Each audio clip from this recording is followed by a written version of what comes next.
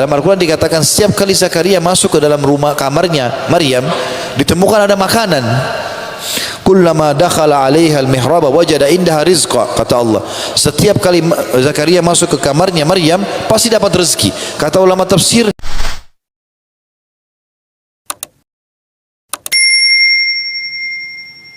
bagi siapapun yang merasa doanya belum diijabah, yakinlah teman-teman, kalau antum sudah berdoa dengan baik, dengan santun, memenuhi syarat-syarat tadi semuanya, pasti diijabah. Kalau belum sekarang, besok. Kalau belum besok, lusa. Kalau ada yang tanya, lalu apa hikmahnya? Kenapa Allah tunda? Dengarkan hadisnya. Di dalam hadis yang sahih riwayat Imam Ahmad, kata Nabi SAW, sesungguhnya Allah bila mendengar doa yang indah dari hambanya, maka ia pun Allah menerlambatkan jawabannya. Tujuannya kenapa? Agar hamba tersebut tetap dalam doanya. Kalau misalnya teman-teman kita lagi sakit, kemudian kita mengatakan, ya Allah sembuhkanlah saya, lalu Allah sembuhkan, kira-kira kita masih berdoa? Tapi kalau Allah tunda, Allah kasih kita 3 hari kemudian, seminggu kemudian, maka dalam berapa hari itu kita berdoa. Dan kalau kita tahu kadar pahalanya pada hari kiamat, kita akan bersyukur kepada Allah karena dikasih kesempatan itu. Musa alaihissalam, ini menandakan rahmatnya Allah sangat luas ya. Dan Allah itu tidak akan sia-siakan teman-teman. Apapun yang antum minta selama baik, penuhi syarat, dikasih, pasti, nggak ada keraguan. Dan Allah itu sangat sayang dengan kita, tidak mau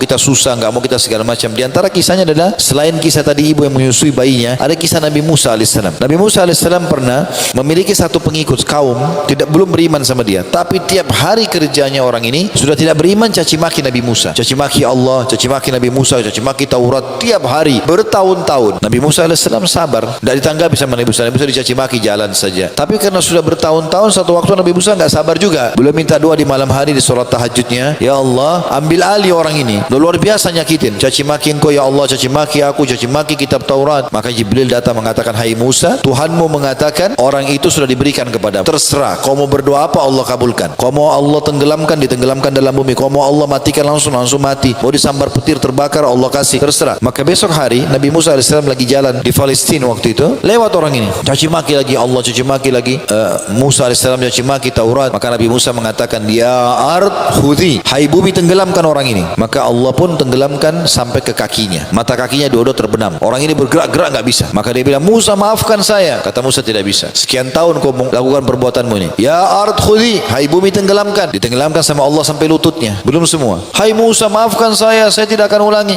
Saya nggak percaya, kata Musa. Tiap hari kau caci maki ini semua. Ya ard khudhi, hai bumi tenggelamkan. Tenggelam sampai ke dadanya. Minta maaf, hai Musa maafkan saya. Musa, saya yakin saya akan beriman kalau kau maafin saya. Kata Musa, saya tidak percaya. Ya ard khudhi, hai bumi tenggelamkan. Tenggelamlah orang itu, mati. Otomatis orang itu Jibril AS datang. Dalam hadis Bukhari, kata Jibril AS, hai Musa, Allah berfirman kepadamu, ya Musa ma aqsa qalbak, wahai Musa berapa keras hatimu. Andai saja dia minta kepadaku di awal permintaannya, minta maaf tadi waktu kakinya masih tenggelam mata kaki, aku sudah maafkan. Bagaimana bisa kau biarkan orang sampai tenggelam kau tetap tidak mau maafkan? Tetapi subhanallah, rahmat Allah subhanahu wa ta'ala beda dengan manusia. Rahmat Allah itu sangat luas. Bahkan bahkan Jibril alaihissalam dalam hadis Bukhari, karena tahu rahmatnya Allah luas, dia bilang kepada Nabi SAW, hai Muhammad, andai saja kau lihat bagaimana aku masukkan ke mulutnya Fir'aun tanah laut merah, supaya dia tidak bisa bilang ya Allah ampuni aku. Jibril pun tidak mau Fir'aun beriman karena luar biasa kejahatannya. Dalam hadis Bukhari kata Jibril begitu, hai Muhammad, andai saja kau tahu bagaimana banyaknya tanah yang aku masukkan ke mulut Fir'aun, supaya dia tidak mengatakan hai Tuhanku maafkanlah, karena aku tahu begitu luasnya rahmat Allah subhanahu wa ta'ala. Itu masalah yang pertama teman-teman, yang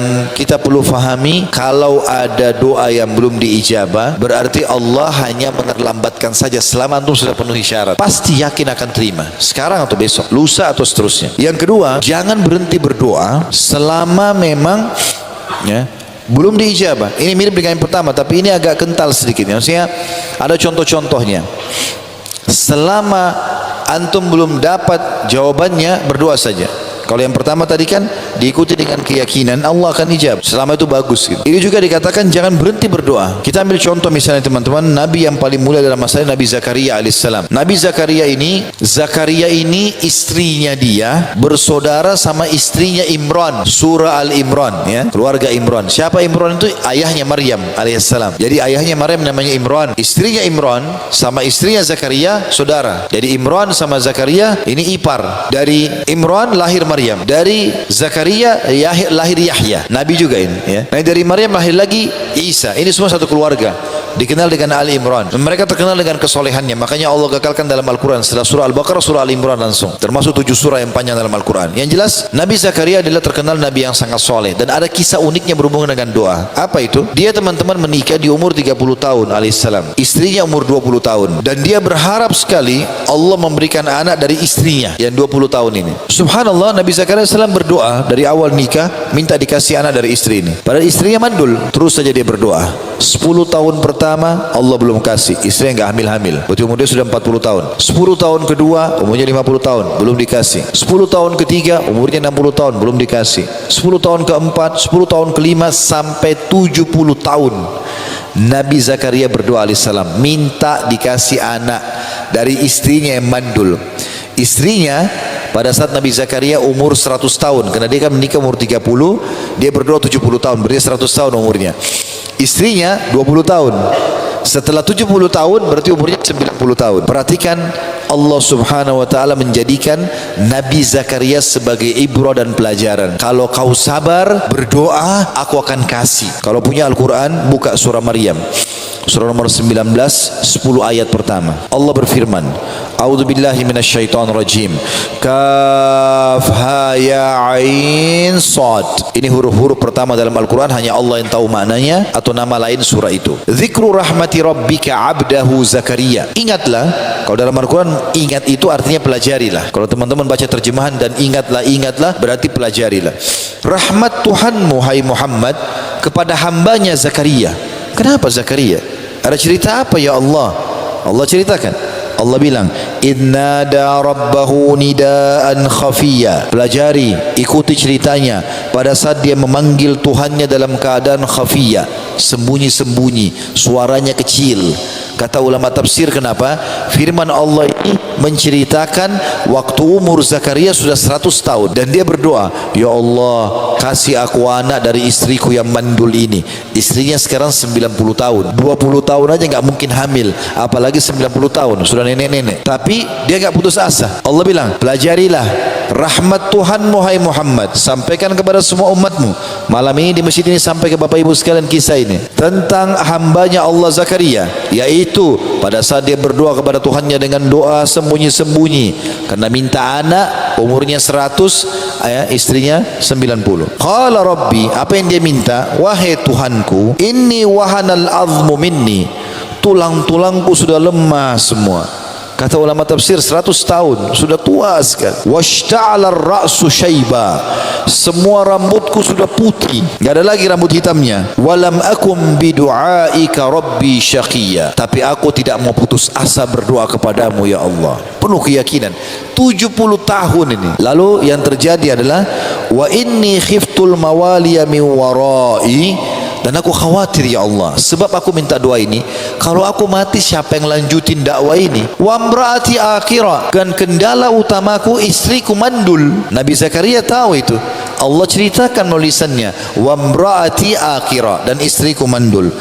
Fahabli min ladunka waliya, tapi ya Allah, aku minta anak dari orang ini, istriku yang ini. Lalu dia bilang, yarithuni wa yarithu min ali Yaqub waj'alhu rabbi radiya. Jadikanlah dia mewarisiku dan mewarisi ilmu yang diturunkan dari keluarga Yakub, dan jadikan dia radiya, artinya anak baik. Ada sebagian ulama tafsir, saya reviewkan dulu sedikit dari ini, mempertemukan antara surah Maryam ini dengan ayat-ayat yang lain.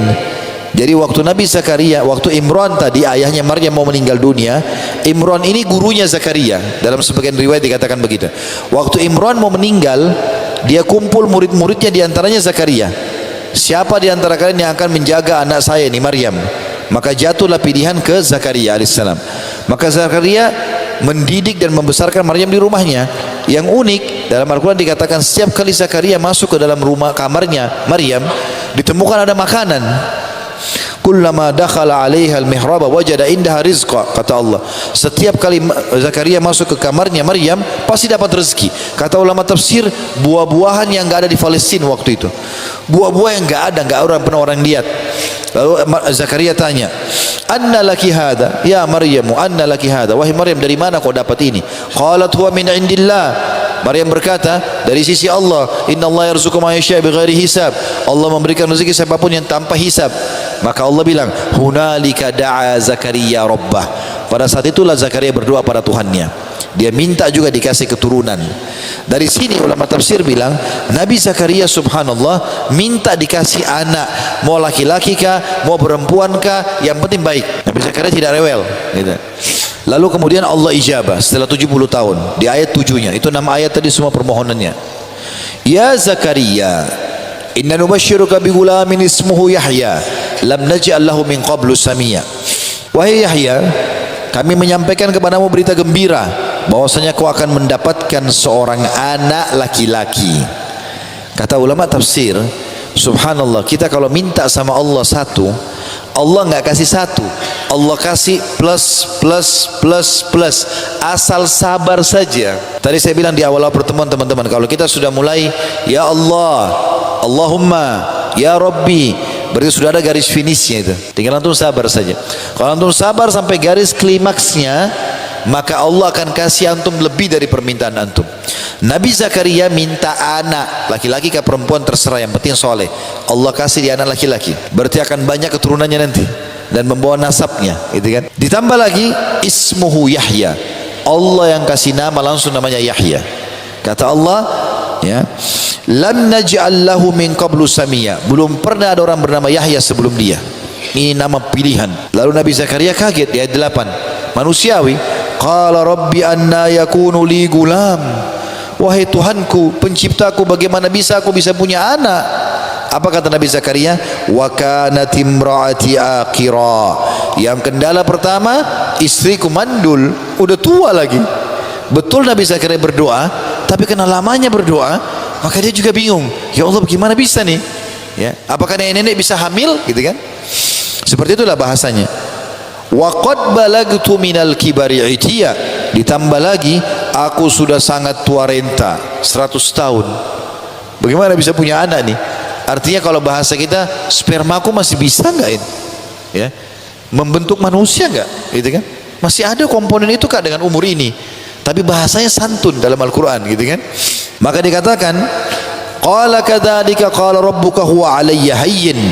Jibril berkata kepada Zakaria, wahai Zakaria, Tuhanmu telah berfirman, itu mudah bagiku. Wa qad khalaqtuka min qablu wa lam taku syai'a. Aku sendiri pernah ciptakan kau hai Zakaria dari sesuatu yang tidak ada jadi ada. Ya. Maka saking gembiranya Nabi Zakaria beliau mengatakan, qala rabbi ja'alli ayah, wahai Tuhanku berikan aku tanda-tanda kalau istriku hamil. Kata ulama tafsir, jangan dia mual ya Allah, bukan cuma mual muntah-muntah perutnya besar. Hari pertama engkau kasih dia hamil, beritahukan aku tanda-tanda. Jadi tidak usah tunggu lagi perutnya besar, karena gembiranya. Allah bilang, qala ayatuka alla tukalliman nasa thalatha layalin sawiya. Ya. Tanda-tanda kalau istrimu hamil, nanti kamu tidak akan bisa bicara selama 3 malam. Jadi begitu istrinya hamil, Nabi Zakaria hilang suaranya. Tapi ini kisah Nabi Zakaria ya. Kalau suara antum hilang bukan itu ya. Ini kisah Nabi Zakaria alaihissalam.